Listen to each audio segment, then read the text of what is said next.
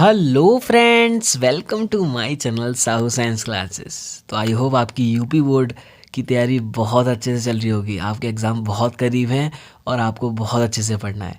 तो class 12th UP board की physics का ये मोस्ट इम्पॉर्टेंट आज मैं वीडियो लेके आया हूँ, जिसमें हम कुछ किरचॉफ के न्यूमेरिकल्स करेंगे जो 2023 में भी आए हैं और एक्स्ट्रा भी करेंगे। तो वीडियो को एंड तक देखिएगा और आपको पता है कि किरचॉफ वाले चैप्टर से न्यूमेरिकल्स ज़रूर आते हैं। तो वीडियो को एंड तक देखिएगा और अच्छी लगे तो कमेंट करिएगा और लाइक भी करिएगा। तो आइए बिना टाइम वेस्ट किए हुए शुरू करते हैं। तो सबसे पहले मैं इस क्वेश्चन को दिखा दूं कि ये 2023 में आया है। कब आया? 2023 में आया है। और ये किस पे बेस्ड होते हैं? ये किरचॉफ पे बेस्ड होते हैं, किरचॉफ के नियम पे बेस्ड होते हैं। लेकिन किरचॉफ के नियम के अलावा कुछ ऐसे न्यूमेरिकल्स होते हैं जो व्हीटस्टोन ब्रिज पे बेस्ड होते हैं। तो सबसे पहले मैं ये जो क्वेश्चन कराने वाला हूँ ये व्हीटस्टोन ब्रिज पे बेस्ड है और इसमें प्रतिरोधों का आपको श्रेणी क्रम और समांतर क्रम बस ये आना चाहिए और कुछ भी नहीं है इस क्वेश्चन में। देखिए अब मैं आपको दिखा देता हूँ पहले मास्टरमाइंड में, जिससे आपको यकीन हो जाए कि हाँ ये 2023 में आया है या नहीं आया है। ये रही हमारी मास्टरमाइंड और इसमें देख लीजिए व्हीटस्टोन सेतु का सिद्धांत लिखिए, ये आया। और दिए गए परिपथ में एमीटर द्वारा मापी गई धारा ज्ञात करिए, और ये आपको क्वेश्चन दे दिया गया है जो कि 2023 में आया। तो आइए हम इसका सॉल्यूशन देखते हैं, सॉल्व करते हैं इसको, ठीक है। तो देखिएगा सबसे पहले तो आपको क्या करना है कि हमें देखो परिपथ में अमीटर द्वारा मापी गई धारा, बेसिकली आपको क्या निकालना है? परिपथ में कुल करंट निकालना है, धारा निकालनी है। और धारा के लिए आपको क्या पता होना चाहिए? हम जानते हैं, देखिएगा ध्यान से, धारा का जो फॉर्मूला होता है सिंपल, तो आई बराबर क्या होता है? आई बराबर सिंपल होता है ई अपॉन में आर, जहाँ पर ई क्या होता है? विद्युत वाहक बल, और नीचे क्या होता है? आर, या फिर इसको हम वी अपॉन में आर भी बोल सकते हैं ओम के नियम से, ठीक है। हमें कहीं ना कहीं आर फाइंड करना है टोटल। पहले ई तो हमारे पास क्या दे रखा है? 60 वोल्ट दे रखा है, तो यहाँ पर गिवन में लिख लो ई बराबर 60 वोल्ट। अब आपको टोटल आर फाइंड करना है बस।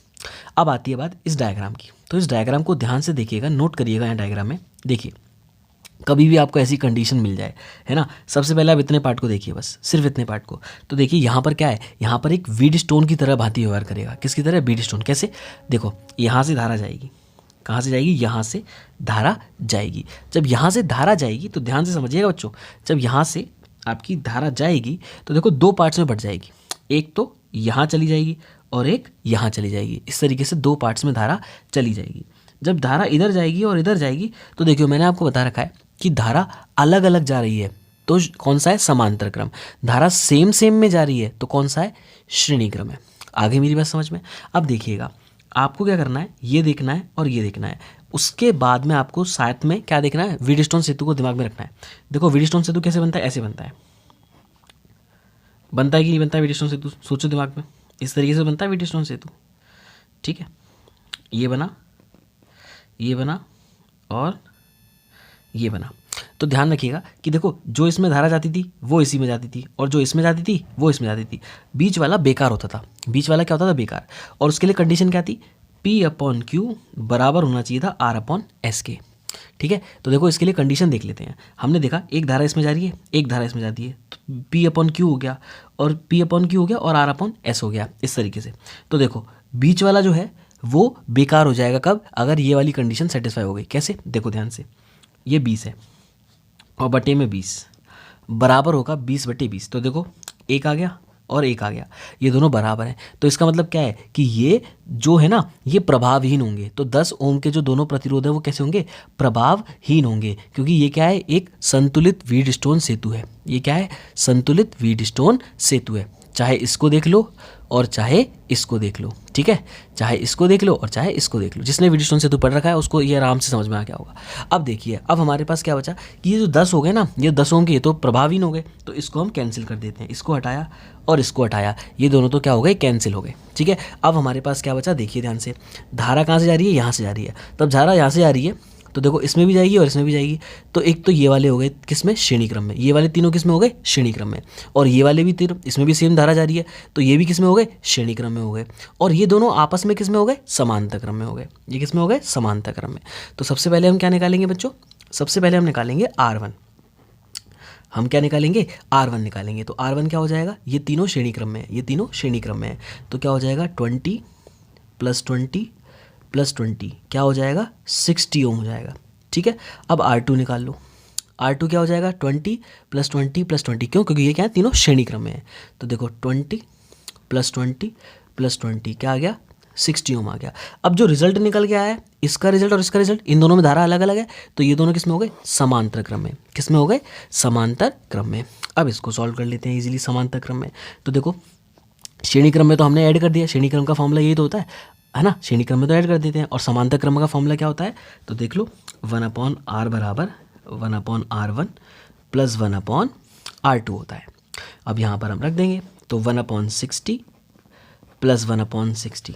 अब देखो एलसीएम कितना आ जाएगा, 60 आ जाएगा, और ऊपर 1 + 1 कितना हो जाएगा, सिंपल 2 हो जाएगा, और ये हो जाएगा आपका 1/30। तो देखो 1/r बराबर क्या आ गया, 1/30। सो r इजिकल्स टू यहाँ पर क्या हो गया, 30 ओम हो गया। क्या हो गया, r इजिकल्स टू 30 ओम हो गया। अब हम इसमें पुट कर देंगे। सो देखो I इजिकल्स टू क्या होता है, E/r होता है। E कितना है, 60 है। R कितना निकल के आ गया, 30 ओम निकल के आ गया। तो 30 दूनी 60, तो यानी कि 2। तो 2 एम्पियर की धारा आपकी निकल के आ गई, और यही आपका फाइनल आंसर है। देखा आपने, इतना ईजी क्वेश्चन आया था ये। ठीक है, आई होप आपको ये क्वेश्चन समझ में आ गया हो। आइए चलते हैं अपने नेक्स्ट क्वेश्चन की तरफ, जो कि है हमारा ये वाला क्वेश्चन। देखिए ध्यान से, आपको ये डायग्राम दे रखा है और आपसे बोला है कि फर्स्ट क्या बताना है आपको, परिपथ में धारा बतानी है टोटल, और दूसरा क्या बताना है, ए व बी के बीच में विभवांतर। ये जो ए है और ये बी है, इन दोनों के बीच में क्या बताना है आपको, विभवांतर बताना है, विभवों में अंतर बताना है। अब कैसे बताएंगे, तो सबसे पहले तो आपको क्या ज्ञात करना होता है, कुल विद्युत वाहक बल ज्ञात करना होता है। अब कुल विद्युत वाहक बल ज्ञात करने के लिए आपको एक हिंट बताता हूँ, इसको ट्रिक बताता हूँ कि देखो इन दोनों का एडिशन होगा या सब्ट्रैक्शन होगा। देखो ध्यान से, ई बराबर, अब E1 + E2 होगा या E1 - E2 होगा, कैसे निकालेंगे, तो देखो ध्यान से, देखो यहाँ से धारा जाएगी 10 वोल्ट से, यहाँ से निकली। अब इधर देखो ध्यान से कि यहाँ से 12 वोल्ट से निकली, तो देखो ये भी, ये इधर जा रही है और ये इधर जा रही है। ये दोनों एक दूसरे के अगेंस्ट नहीं जा रही हैं, ये दोनों एक दूसरे के साथ चल रही हैं। क्यों, देखो ये धारा इधर आएगी और इसी डायरेक्शन में जाएगी, कि जाएगी इसी डायरेक्शन में जाएगी। तो जब दोनों की डायरेक्शन सेम होती है जाने की धारा की, तो उन दोनों को हम जोड़ते हैं। क्या करते हैं, उन दोनों को जोड़ते हैं। तो E बराबर क्या हो जाएगा, E1 + E2।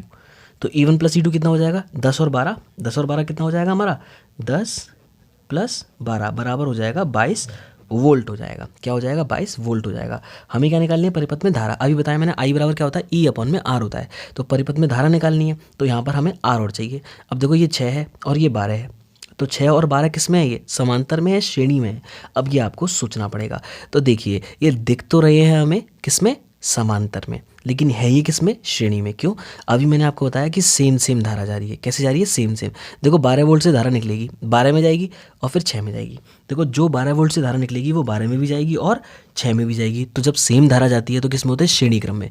किस में होते हैं, श्रेणी क्रम में होते हैं।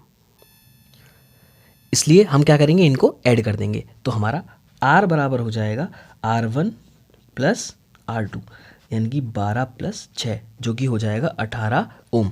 क्लियर है मेरी बात, ये हो जाएगा 18 ओम। आई, अब देखो E आ गया और R आ गया। अब क्या करना है, I निकालना है। I कैसे निकालेंगे, I बराबर हो जाएगा E/r, यानी कि 22/18। अब इसको काट दो, 2 से काट दो, 2 एकम 2, 2 एकम 2 और 2 नाम 18। तो 11/9 एम्पियर आपका हो गया आंसर। ठीक है, 11/9 एम्पियर आपका हो गया आंसर। अब क्या निकालना है, सेकंड, ये तो परिपथ में धारा आ गई। अब A व B के बीच में विभवांतर निकालना है। तो A व B के बीच में विभवांतर निकाल लो। तो VAB, देखो फॉर्मूला क्या लगेगा, VAB, A व B के बीच में फॉर्मूला क्या होता है, E - IR, ये फॉर्मूला होता है। V बराबर E - IR होता है। अब इसको सॉल्व कर देंगे, लगा देंगे। देखिए E के बारे में बात करूं तो यहाँ पर A और B के बीच में विभव निकालने हैं, A और B के बीच में। तो A और B के बीच में विभव कौन सा है, 12 वोल्ट है। क्या है, 12 वोल्ट। तो हमें E की जगह पे क्या लेना है, 12 वोल्ट। तो यहाँ पर हमने क्या लिख लिया, 12 वोल्ट लिख लिया। ठीक है, उसके बाद में हमने देखा -IR। तो देखो ध्यान से, अब -IR है तो करंट कितना है, करंट तो 11/9 निकल के आया था। तो हमने यहाँ पर कर लिया 11/9 ले लिया। मैं इसको दोबारा इधर सॉल्व कर देता हूँ एक बार। देखो V AB बराबर हो गया E - IR, यानी कि 12 माइनस I कितना निकल के आया था अभी, 11/9 और गुणा में। अब देखो R क्या लेंगे, इन दोनों के बीच में R देखेंगे तो A और B के बीच में R क्या है, 12 है। तो यहाँ पर हम 12 लगा देंगे। अब देखो इसको काट लेंगे 3 से, तो 3 × 3 = 9 और 3 चौक 12। अब देखो 11 का मल्टीप्लाई 4 से होगा तो 11 चौक 44। तो यहाँ पर क्या आ गया, 44/3 आ गया और ये 12 हो गया। अब देखो एक एलसीएम है तो 3 एलसीएम हो जाएगा, है ना। इसके नीचे एक डिवाइड में, तो 3 एकम 3, है ना। तो 12 × 3 = 36 हो जाएगा और माइनस का 44/3 और आंसर आ जाएगा -8/3 वोल्ट। और यही आपका आंसर है इस क्वेश्चन का। ठीक है, आइए चलते हैं, देखते हैं नेक्स्ट क्वेश्चन को। देखिए ये क्वेश्चन भी बहुत ही ज़्यादा इंपॉर्टेंट है और ये 2023 में भी आ चुका है, तो इसको मैं दिखा देता हूँ। देखो क्वेश्चन में क्या कह रहा था वो आपको दिखा देता हूँ, ध्यान से देखिएगा। ये क्वेश्चन में दे दिया गया है कि दर्शाए गए परिपथ में 10 ओम के प्रतिरोध में प्रवाहित धारा की गणना कीजिए। किसमें? 10 ओम के में। तो ये देखो परिपथ ये दे रखा है और 2023 में आ चुका है। तो देखिए इसको हम सॉल्व कर लेते हैं फटाफट से, बहुत ईजी है, ठीक है। इनको डरना नहीं है, इनको क्वेश्चन को सॉल्व करने में। तो सबसे पहले हमें यहाँ पर किरचॉफ के नियम लगाने होते हैं, और किरचॉफ का नियम क्या होता है उसको समझ लो ध्यान से।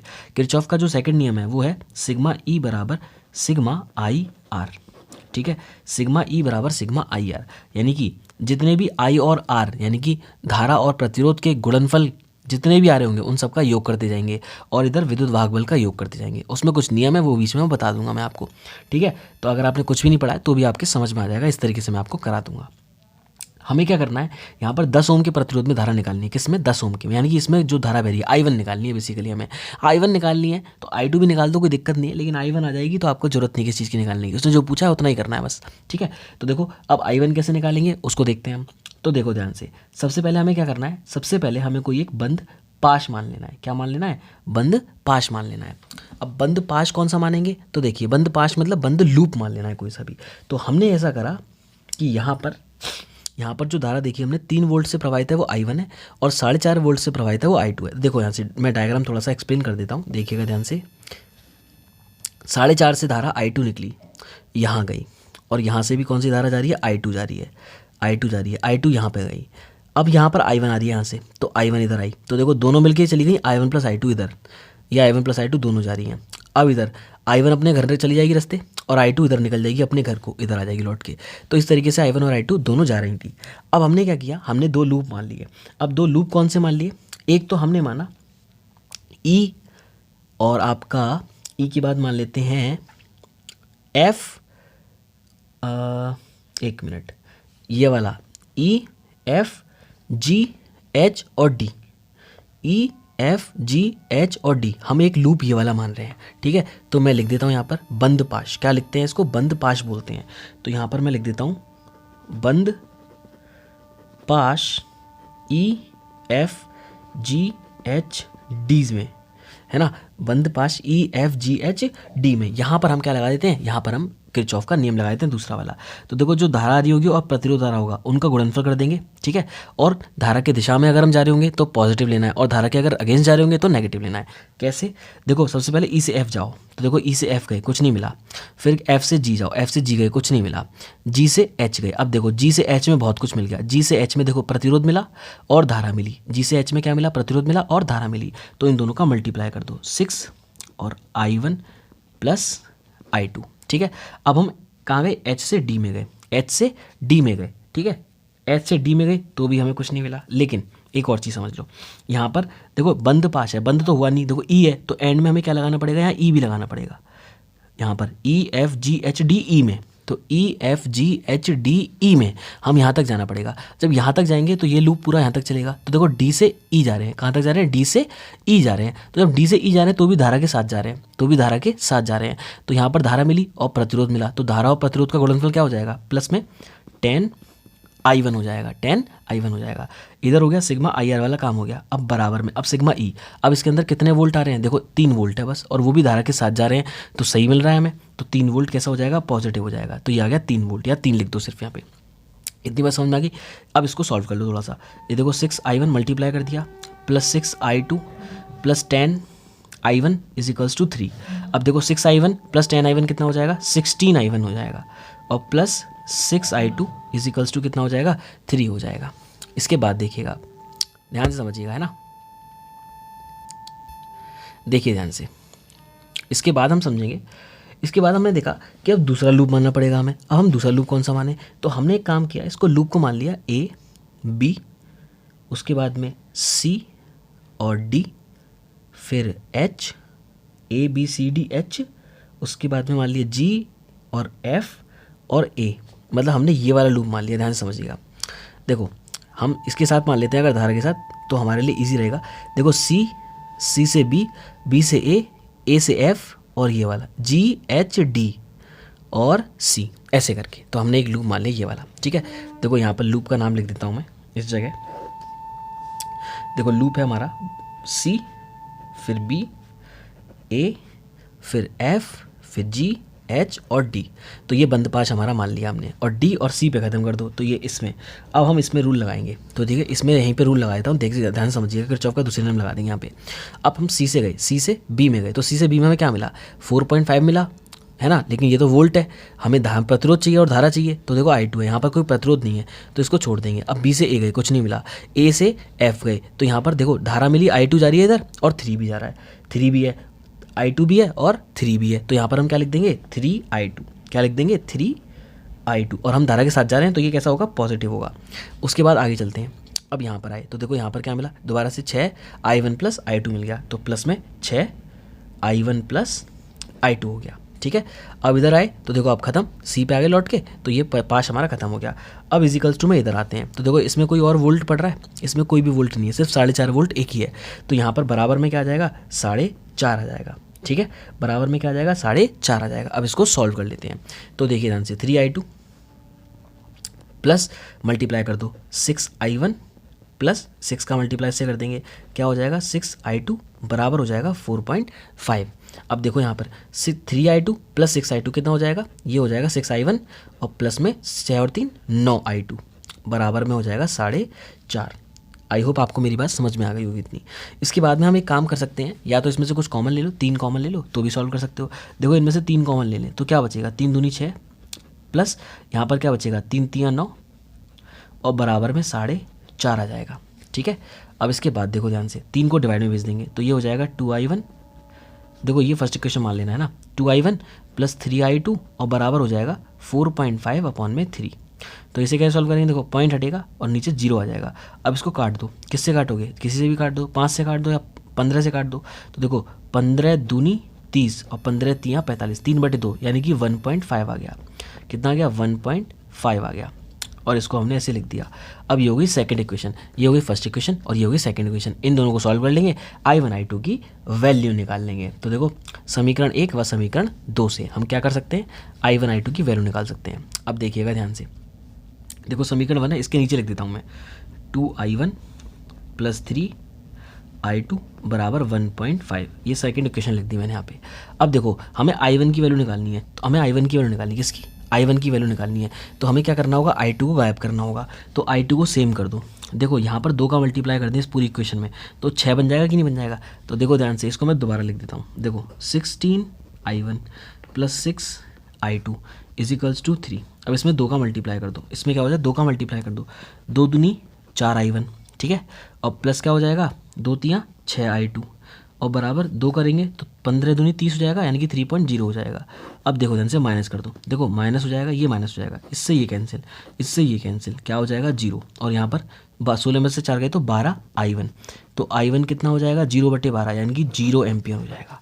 तो I1 की वैल्यू ये फाइनल आ गई आपकी 0 एम्पियर। अब I1 की वैल्यू यहाँ पुट कर दो, आपको I2 की भी निकल जाएगी। चलो I2 की भी निकाल के आपको दिखा देता हूँ। देखो इस वाली इक्वेशन में किसमें I2 वैल्यू पुट कर दो, तो I2 की वैल्यू I1 की वैल्यू पुट कर दो, I1 कितना है 0 है तो यहाँ पुट कर दिया, तो देखो अब 0 हो गया यहाँ पे, तो 0 प्लस 6I2 बराबर 3, तो I2 बराबर क्या हो जाएगा 3/6, 3 दूनी 6 यानी कि 1/2 यानी कि 0.5 एम्पियर, ये इसका आंसर आ गया। ठीक है, आई होप आपको ये न्यूमेरिकल समझ में आया हो जो मैंने आपको समझाए हैं। वीडियो अच्छी लगी हो तो वीडियो को लाइक करिएगा और चैनल को सब्सक्राइब कीजिएगा। मोस्ट इंपॉर्टेंट टॉपिक्स की वीडियो डाल रखी है, मोस्ट इंपॉर्टेंट डेरिवेशंस की वीडियो डाल रखी है, चैनल पे जाइए, विजिट करिए और देखिए और एंजॉय करिए अपनी पढ़ाई को। ठीक है, मिलते हैं बहुत जल्द नेक्स्ट वीडियो में, तब तक के लिए गुड बाय गाइस।